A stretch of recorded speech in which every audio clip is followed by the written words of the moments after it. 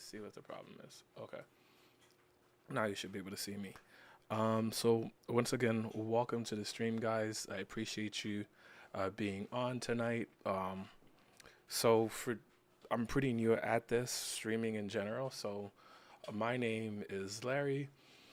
Excuse me. I have a YouTube channel called Larry is Light. Whew, all of a sudden, I must be nervous. Have a YouTube channel where I do deep dives and cover documentaries and things of that nature. But there are other topics that I want to cover that just take entirely too long. Like in terms of like my pipeline, or rather, let me say it like this. One of the things that's really important to me in making videos is like the quality, right? People have a gajillion and one options, a gajillion and one choices of whatever it is that they can possibly watch at the moment. So it's really important to me that whoever is clicking on one of my videos is getting something of quality, you know? Again, you have other options. If you choose to be with me, I want to make it worth your while.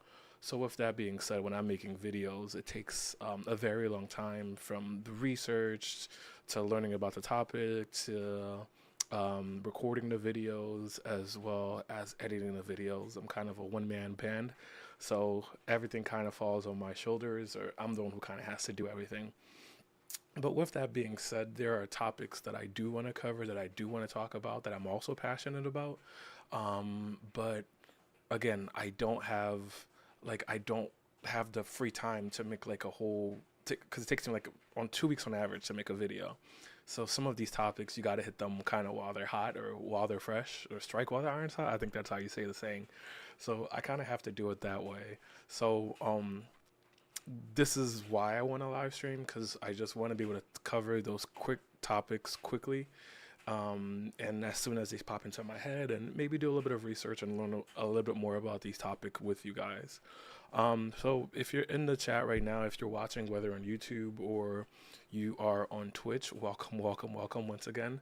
Yeah, I hope your evening is going well wherever you're at. If it is evening, I'm glad that you decided to spend this bit of time with me right now, and I hope, yeah, that I make your evening or your day a little easier. I don't know what you had to go through. Maybe you had a long, hard day at work.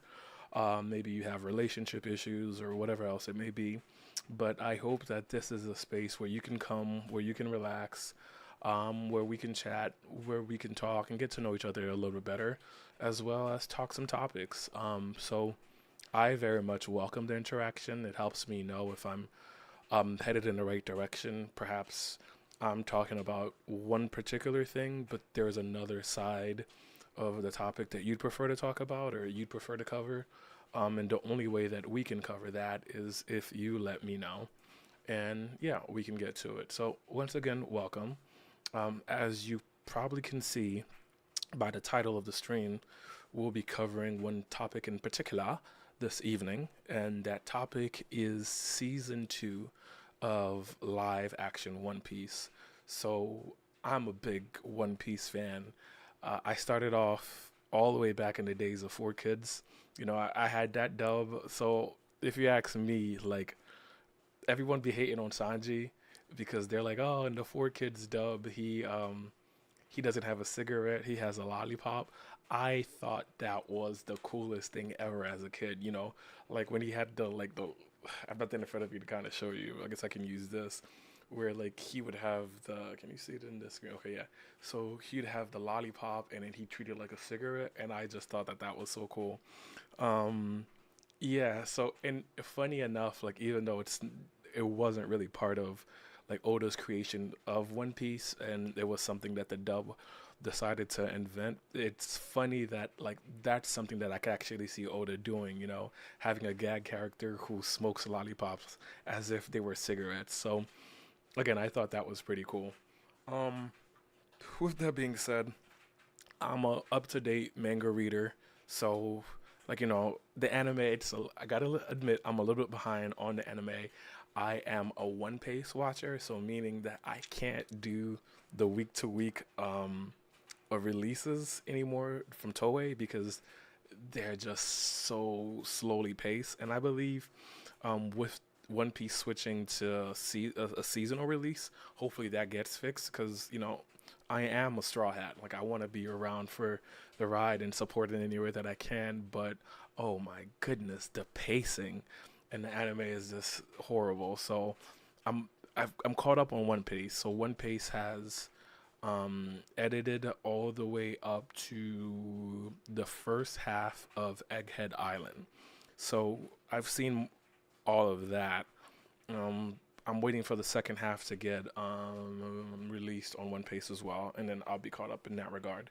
But I'm just trying to show you my credentials that I'm a real one. That I've yeah, I've probably watched over 1,000 episodes of One Piece. So yeah, so I guess we'll get into it. When it comes to the live action show, watched season one. It's funny, I watched like the first, I believe it was 8 episodes for season one.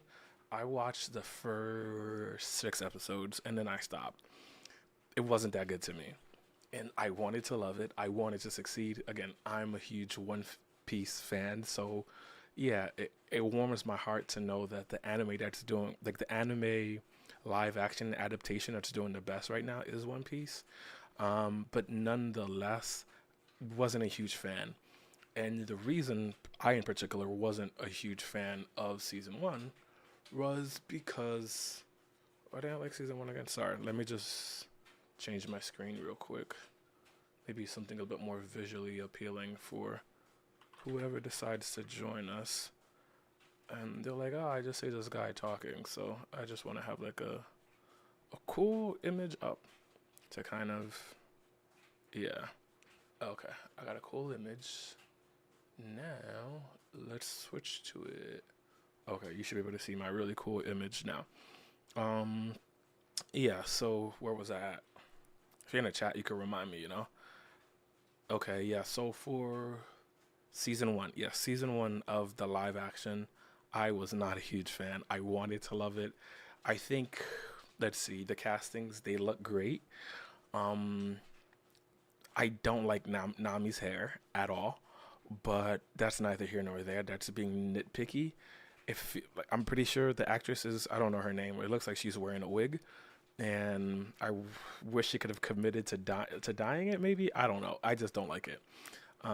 Who else? Usopp. Usopp. I guess I'll go next.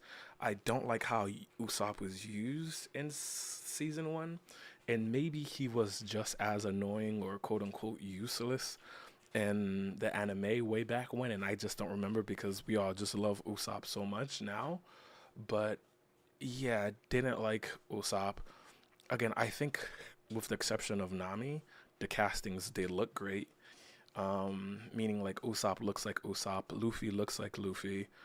I wish Zoro was a little bit more buffer, but yeah, like I think that's being nitpicky. So I think great Zoro. Sanji, I wish Sanji was French, but again, that's nitpicky. I mean, all of this man's attacks have French names, so it only would have made sense to cast a French actor. And I guess I'll cover this here as well.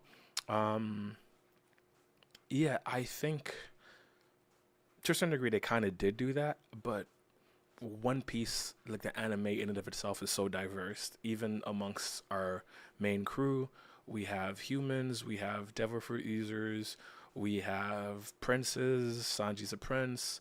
Zoro's a Shimitsuki, I believe. Luffy is the grandson of a marine and the son of a revolutionary. And I'm gonna get even to more diverse in a little bit. Who else do we have?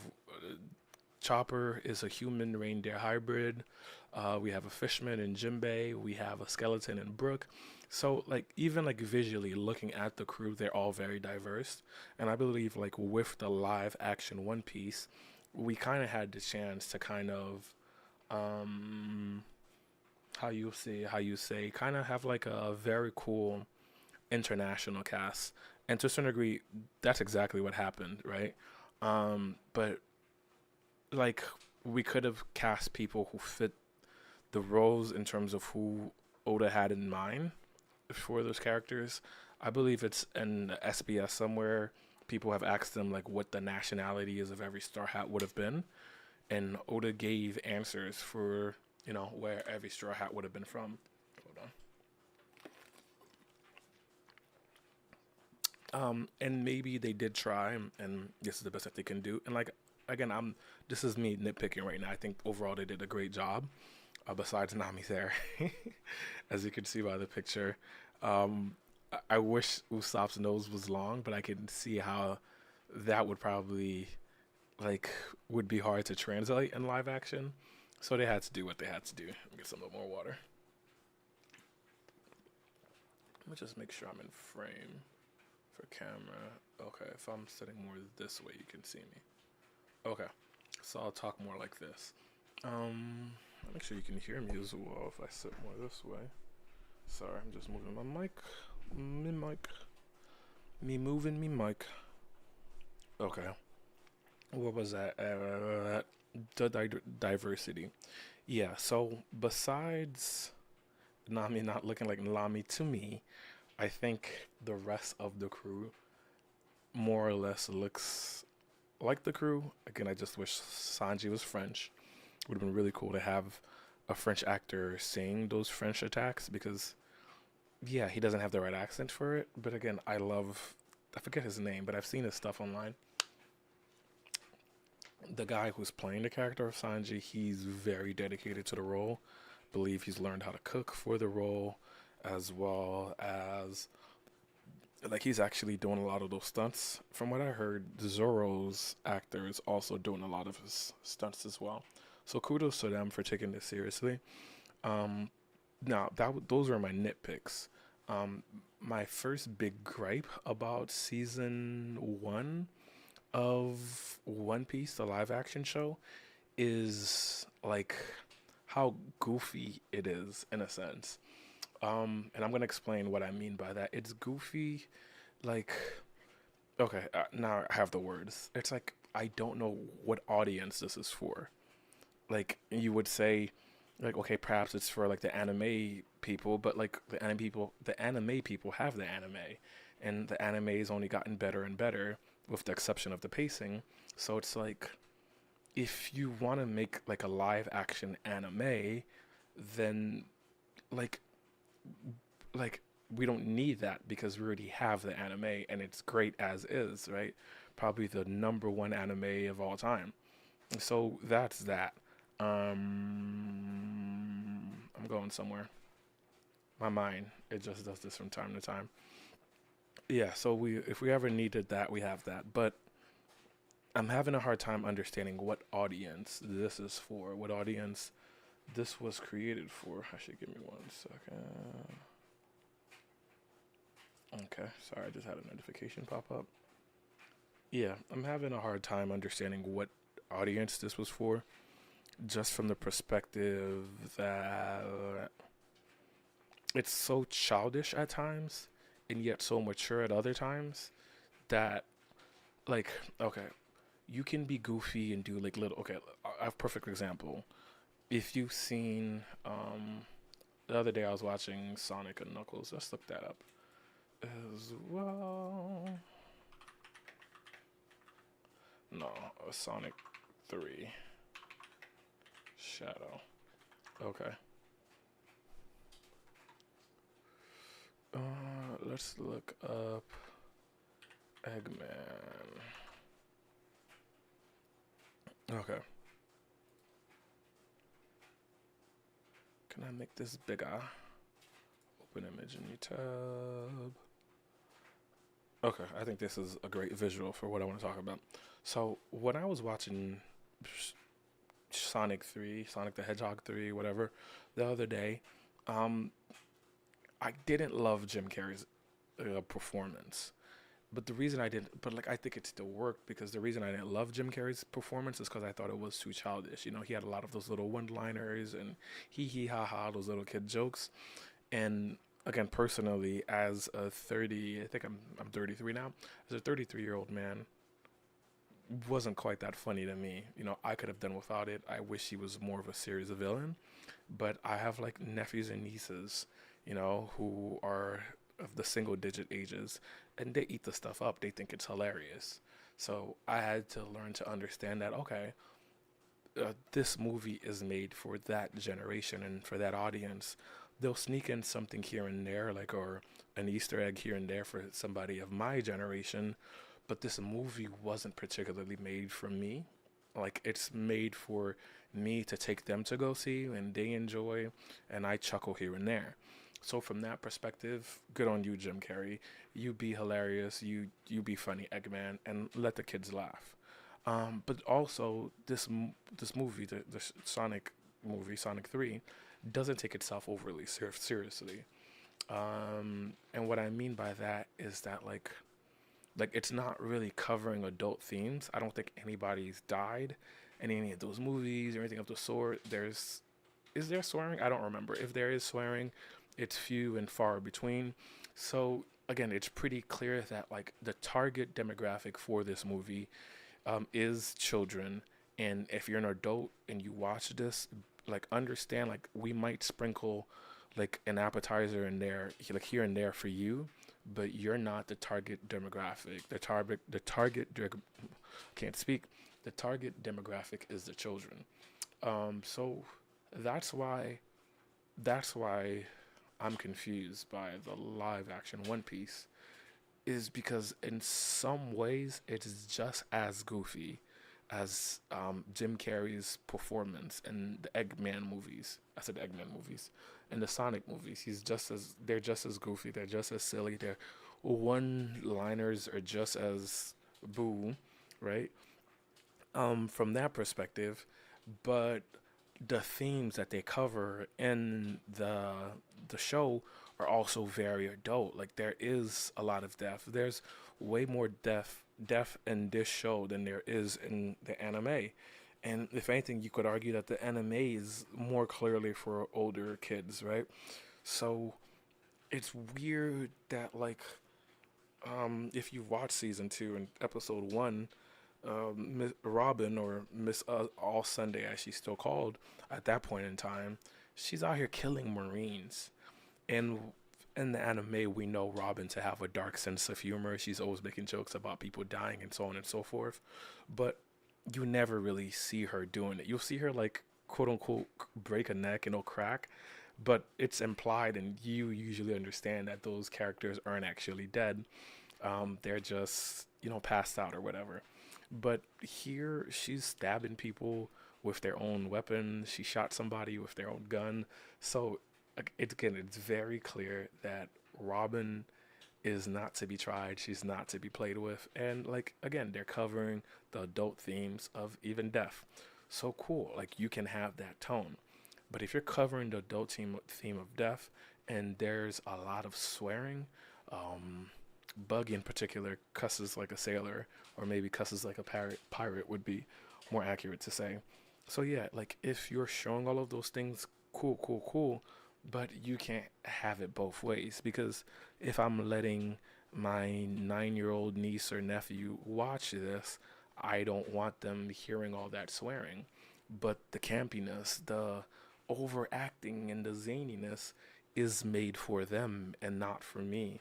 So again, it's like, can One Piece live action have it both ways? I feel to a certain degree, you have to pick who your audience is, like what your target demographic is, and predominantly cater to that audience. And whoever else comes along, you can sprinkle in things for them here and there, but you have to have a target demographic. If it were me, if they asked me who they should aim for, I would say be more adult, just because you have to understand One Piece started in the 1990s, I believe. So it's let me look up how long the One Piece anime has been running for.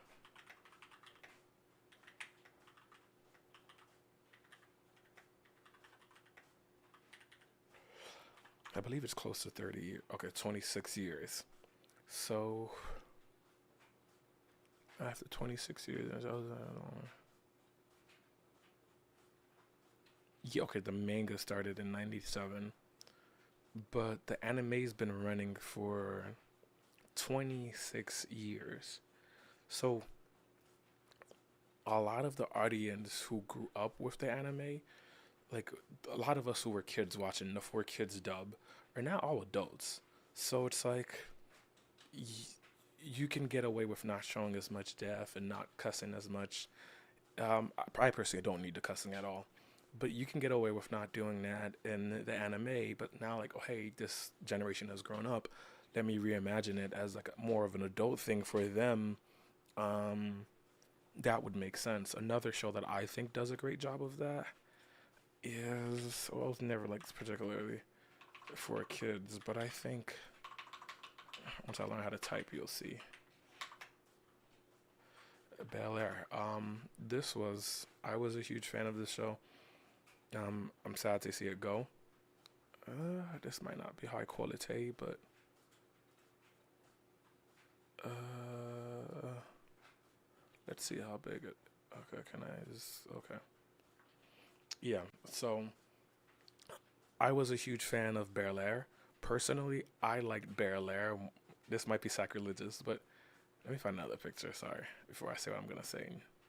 You guys catch me in 4K or 1080p or whatever it is that I'm streaming. Okay, this is a good picture. Opened in new tab. Okay. Yeah. So personally, I like Bel Air more than I like the Fresh Prince of Bel Air. Um, again, nobody clip this. Nobody make fun of me for feeling that way. But yeah, I like Bel Air more than I like Fresh Prince. I like the adult themes that the show covered and the way that it handled it. Was it unrealistic at times? For sure. You know? Very much so, but I ain't never been as rich as these people yet. Yet. Remember the yet.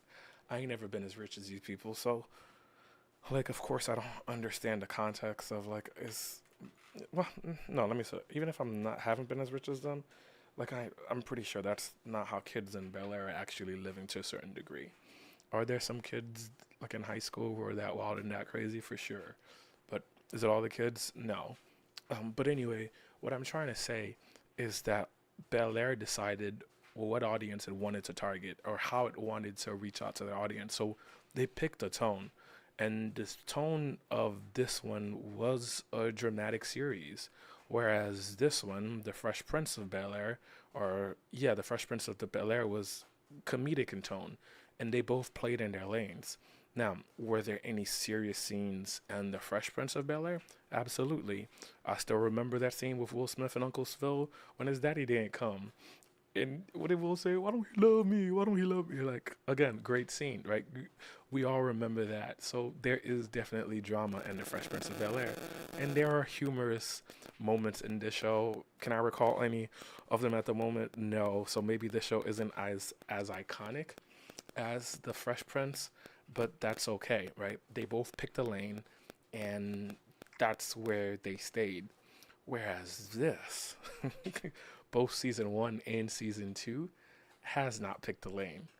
And I feel like I can understand maybe hedging your bet season one and being like you're kind of unsure who will show up more for the show. I mean, you should know like One Piece is like the best selling manga of all time, and other things like longest running live action animated show I think, and other things. So it's like you're coming in with like a built-in audience, and you can kind of see who's excited for this. There are YouTube channels dedicated completely and absolutely to One Piece. So it's like again, once again, you should know. Um, yeah, you should know who you're making this for. But okay, maybe you're thinking about like the dad who wants to watch this show with his kid and introduce this show to his kid. Then once again, pick a lane. You can be comedic without being like um campy. Maybe that's what I'm looking for. Like yeah, maybe campy, like Adam West camp. You know. Um, and this show is definitely campy. Let me just do this a little bit. Yeah, this show's definitely campy, and Luffy smiles too much. And my issue with it is that it doesn't feel natural. Like maybe a different actor. And again, I like that guy who plays Luffy. He looks like Luffy, but maybe another actor would have that charisma just come out more naturally. And like the smiling would feel more innate and more built in, where this guy kind of feels like he's telling himself to smile all the time. And I feel like I just want to tell him, like, hey, bro, maybe you should go see a therapist and, work that out over there. But I digress. That's neither here nor there. Actually, no, I don't digress. This is the whole point of doing this video and talking about what I actually think. So, yeah, like, I feel like Zoro's too cool, and Zoro could be cool, but like, it feels forced. Sanji can be suave, but it feels forced. Like, Nami can be a cat burglar. Like, funny enough, I think Usopp's characterization, like, is the one who feels the most natural, but he hasn't had much to do. So it's like they aren't necessarily nailing anybody for me. But again, like, I'm mature enough to know and mature enough to understand that, like, having over 1,000 episodes and 1,000 manga chapters to get used to these characters has kind of like affected how I think about it or how I see these things, because like, I'm thinking about a Usopp that I've seen grow, the Usopp who left the crew at, what arc was that? That was Water 7, and we went to Enies Lobby, had to be Soga King, and then at the end had to decide if he wanted to come back, and Luffy couldn't quite take him because Zoro wouldn't let him, and he, as a captain, after they fought and all that stuff. This is after seeing well, I guess we already have that scene in the live action, Zoro fighting Mihawk and saying I'll never lose. This is a Luffy, we have a Luffy who's lost his brother Ace and lost his crew for a season. So yeah, I understand that, like, we have like the advantage of hindsight to be able to look back and say these are the reasons that we love the live act I mean the animated characters, and their characterization, but they grew into those characters. But I remember pretty early on, like, loving the philosophy of each individual. Zoro saying he'll never lose again, with tears flowing down his face. Like, I felt that. Or Luffy just being so transparent and not hiding anything, and like that just inspiring me to like want to be more like that to a certain degree. Like, I don't think you can necessarily be Luffy in real life. Maybe you can, um but bro's horrible at lying. Bro never thinks, because whatever he thinks he just says out loud. So like, that's not how real people actually exist in reality. But yeah, I do think it's inspirational to have anime Luffy to inspire us to try to be a little bit more honest and forthright about our feelings and not be malicious. Luffy is never malicious, and maybe that's the problem. Um, the fact that Luffy is so pure hearted, and maybe innately the rest of us just aren't there yet. We're all working on it.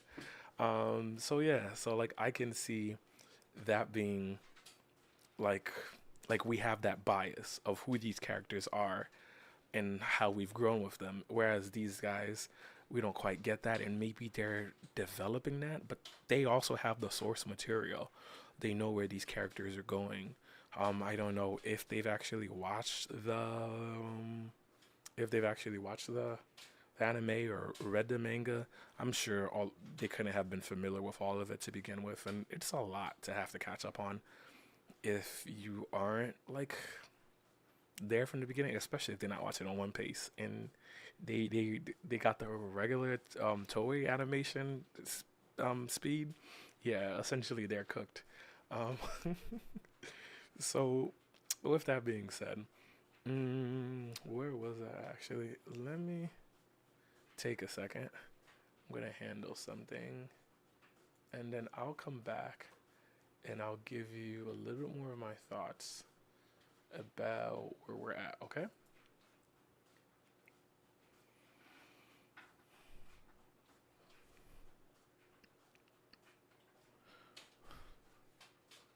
Okay, I'm back. Let me just put my screen back on for y'all. Let me just make sure you guys can hear me. Test 1, 2. Okay. Test one, two. Okay, perfect. Yeah. So where was I at? Um, so I guess yeah, this critique that I had about season one kind of like carried over into season two, where again my primary gripe is the tone. Like I think One Piece needs to pick a lane and stick to it, whatever that lane is. You know, if you tell me that this show is for my nieces and nephew, so they get to grow up with One Piece in a way like I did, I'm cool with that. You know, I will encourage them to watch. I want them to watch, and fall in love with the show that I fell in love with, and I'm the show that I'm still in love with. So I'm cool with that from that perspective. But if that's the case, then they got to get rid of all the swearing, and maybe I won't be as overly invested in it, and I'll watch it here and there. And they got to also get rid of all the murders.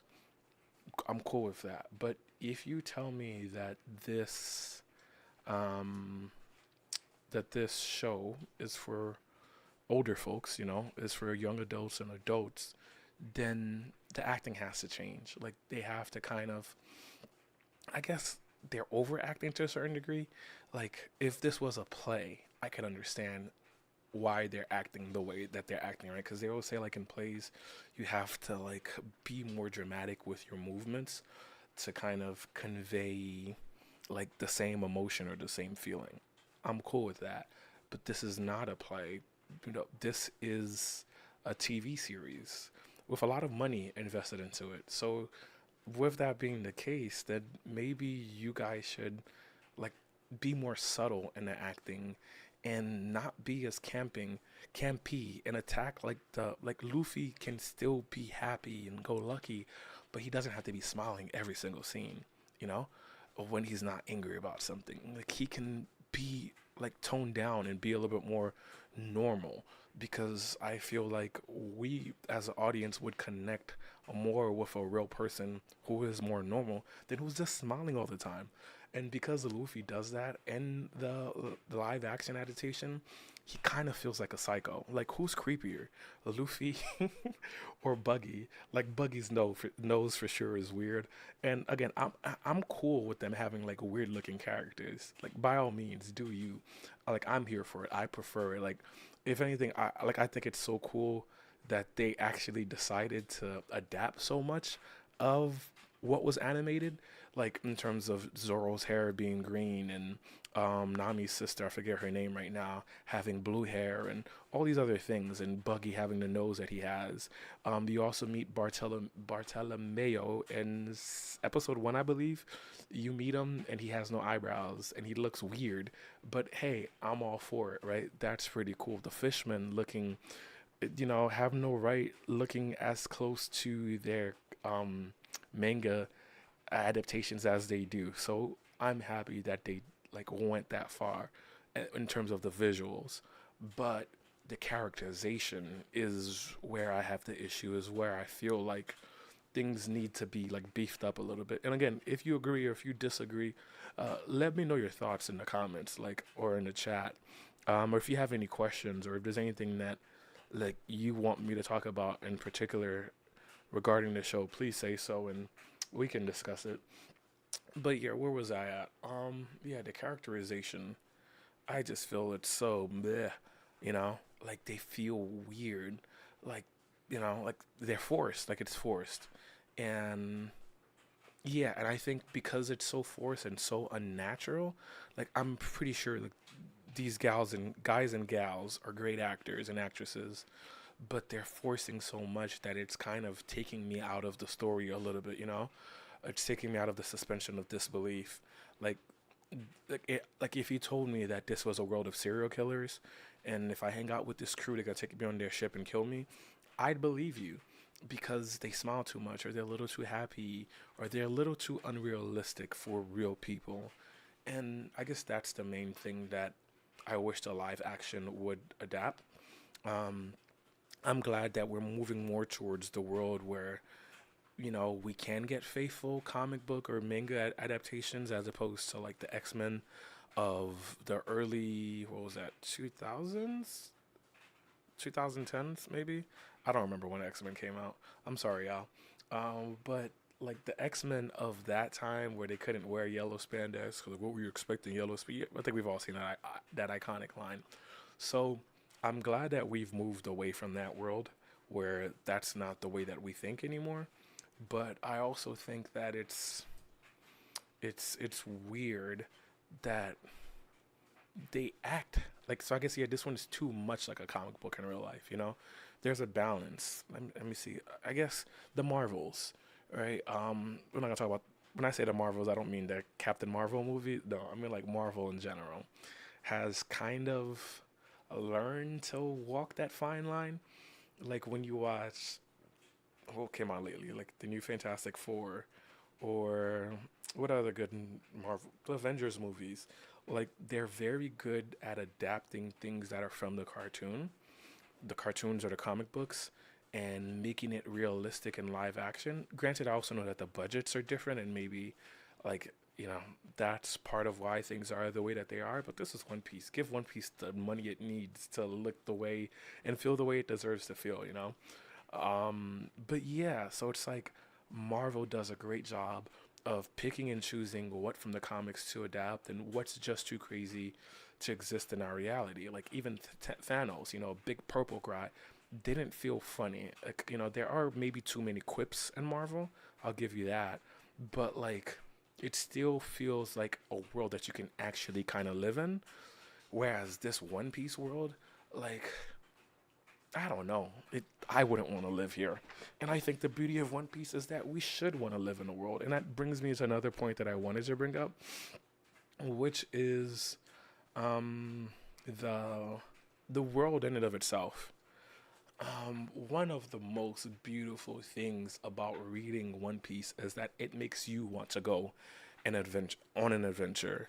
And part of the reason that we respect Oda so much is that arc after arc, this man's imagination is on full display. Does my stream show up as? I'm sorry, I just want to see something. Is this showing up to you? Okay, it is showing up properly.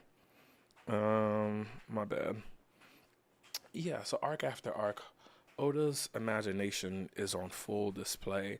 Like, meaning you see how inventive and creative he is. Because, more or less, no two islands feel alike. There are some similarities here and there, but it's kind of like Kingdom Hearts. In Kingdom Hearts, when you go from world to world, you feel like you're on a different world. I think, well, I know that's how One Piece feels in the anime and it feels in the manga. But this world doesn't feel like that in the live action. And maybe part of it is on me to temper my expectations.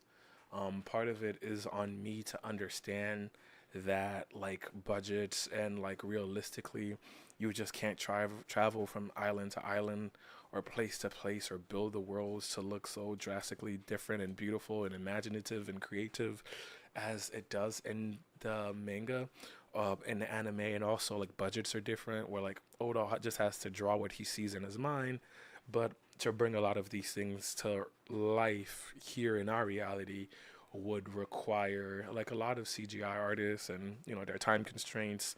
The season is due out on a certain day. So I can understand all of those things being a reason why it just like certain things just had to be left out. But come on, dog, like you could have you could have met us somewhere in the middle and given us some good old fashioned One Piece in a way, like you could have, like you didn't have to adapt everything one to one. Like I said, pick and choose what's doable and what's feasible in live action, but like give us live action One Piece. You would That's what we came here for. So like, and One Piece is amazing characters, but One Piece is also an amazing world. And I feel like the live action adaptation fails in that regard as well, where it doesn't feel. Let me switch my screen for a second.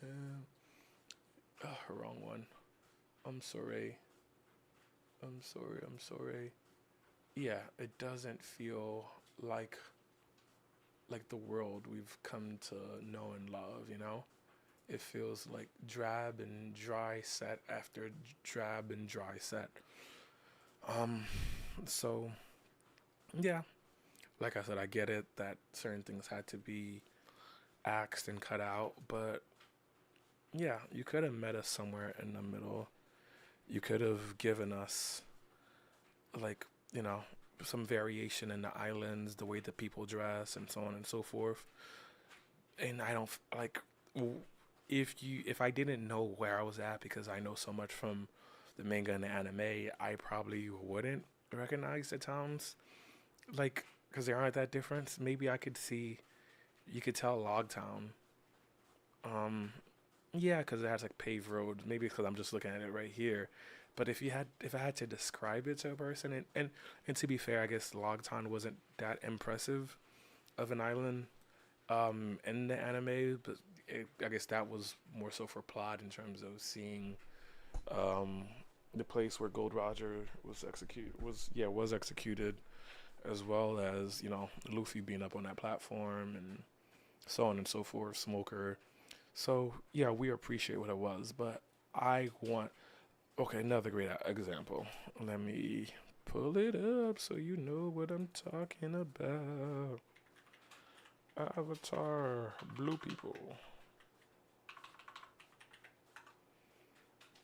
Oh, okay. I shouldn't just look up Pandora because that's exactly.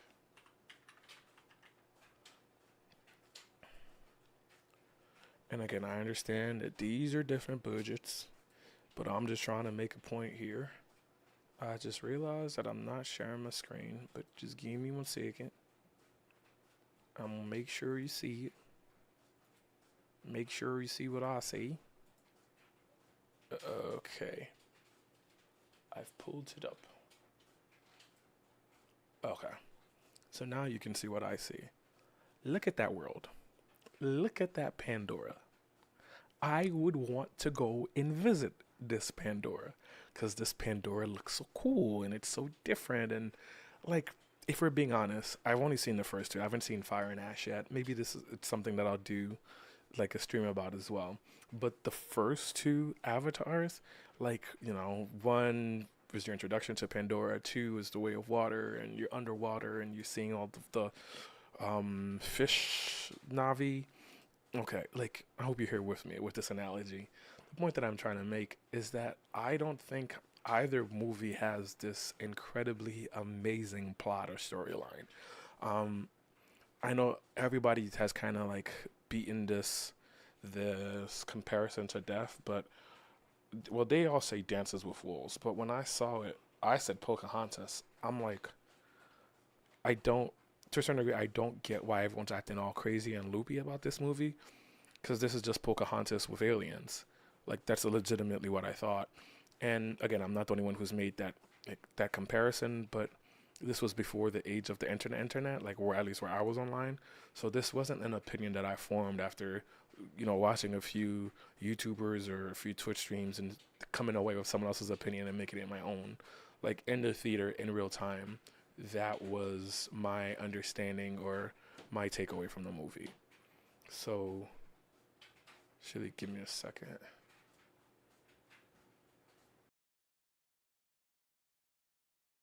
Okay, I am back. Let me just make sure you guys can hear me. Okay, and you can. Yeah, so where was I at? Pandora, Avatar. Essentially, the movies aren't great, right? Like plot wise, the story isn't this phenomenal like thing that James Cameron invented from scratch. I think yeah, that's the furthest thing from the truth. But nonetheless, they're still great movies, and I love watching them, and I'm looking forward to seeing Fire and Ash because the world is so amazing.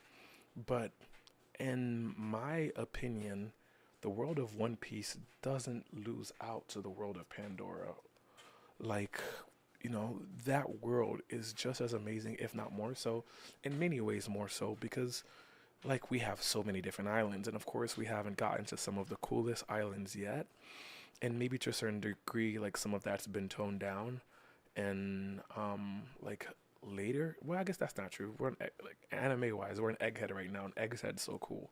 So it's like, yeah, like I would have even loved it if the showrunners and the directors took more liberties in being even more imaginative and more creative with the sets. Again, I know they probably had constraints. You know, they do have deadlines and they got to get the show in and it has to make money. I understand all of those things.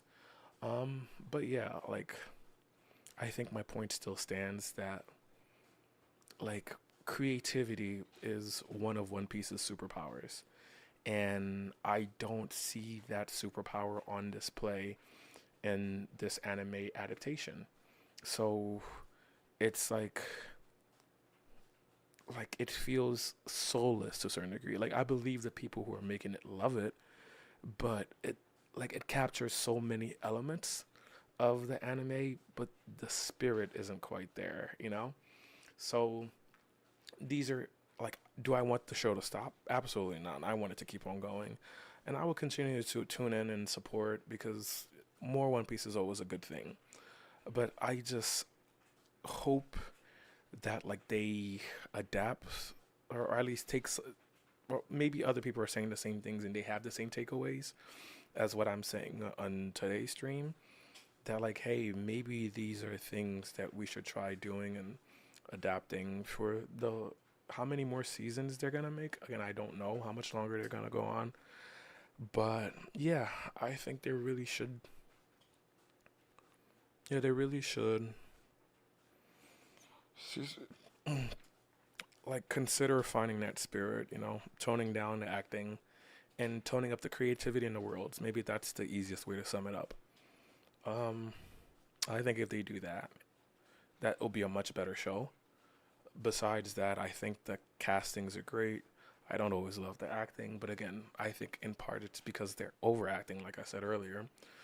So, if they tone down the acting and let the world speak for itself and exist in it and make me want to exist in that world, like I'm tuning in. Once One Piece starts looking like this, granted, are there any islands in One Piece that remind me of Pandora? I'm thinking of Whole Cake is very creative, as well as the island Egghead is also very creative. I'm trying to think of my favorite islands. Wano is just feudal Japan. Maybe it's more than that, but that's what I think of when I think of Wano. I'm thinking, okay, I have an island in mind, but I don't remember too much about it because we didn't spend too much time there. And if you know the name, you could put the name of the island in the chat in the comments. The island where Usopp was for the 2 year time skip. I know Nami was on Witheria. Um, Zoro was on Mihawk's Island, whatever that's called. Um, Sanji was in Newkama Land.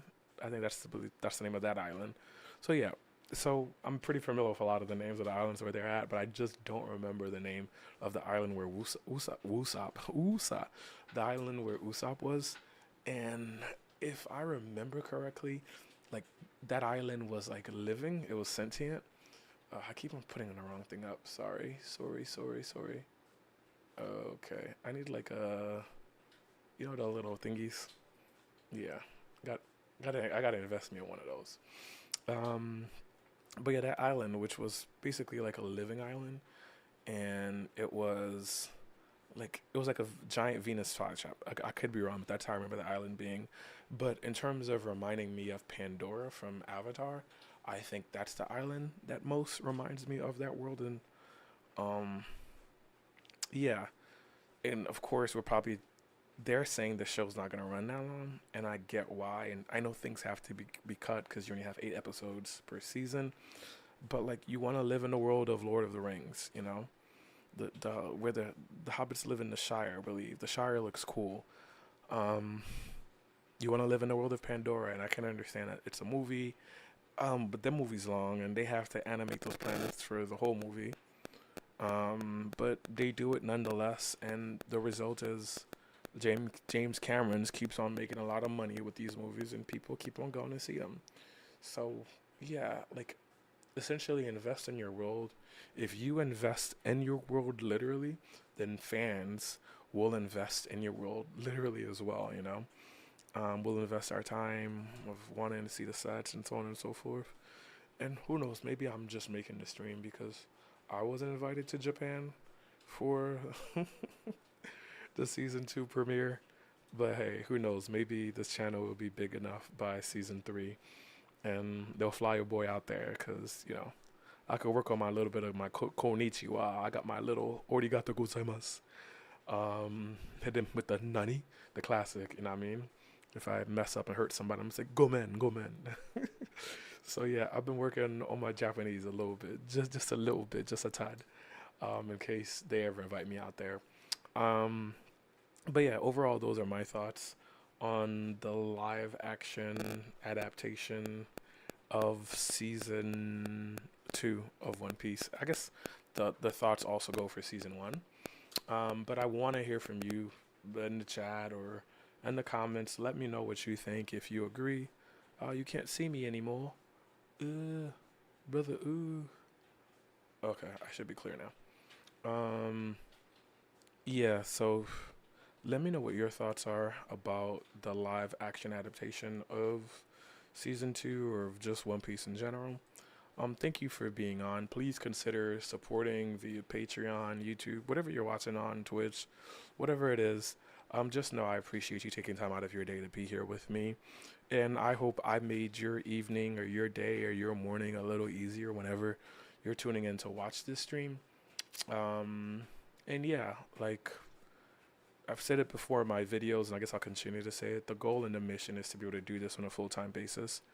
And the only way I get to be able to do that is with your support, you know? So consider donating via Twitch or Patreon or becoming a YouTube member. I got it all, y'all. However you want to support your boy, it's all available to you. And yeah, I'm looking forward on going on this adventure, you know, One Piece pun intended, with you all. Again, thank you for tuning in, and I will catch you guys in the next stream. I'm hoping to stream again tomorrow. Yeah, I'm trying to do this as frequently as I can just to kind of get used to it. I don't know if it's coming across well or not coming across well, but I feel kind of scatterbrained when I'm streaming. I feel like there's so many things going on, the different screens. I'm checking chats and making sure sound's working and video is working and all these things. And because I'm doing all of that, it just, yeah, my mind gets scattered a little bit. But yeah, hopefully as I do this more, I learn to be less of a squirrel with a 2-second attention span, and I can focus a little bit more on what I'm saying to you. But yeah, so like I said earlier, I will see you guys next time. I feel like I'm rambling now. You think I'm rambling? If you think I'm rambling, subscribe, like, do all the things. Appreciate you. I'm going to end the stream now before I just keep on talking more. Okay. Ni hao. Wait, ni hao is hi. How do you say bye? I'm going to remember this. Okay. Bye.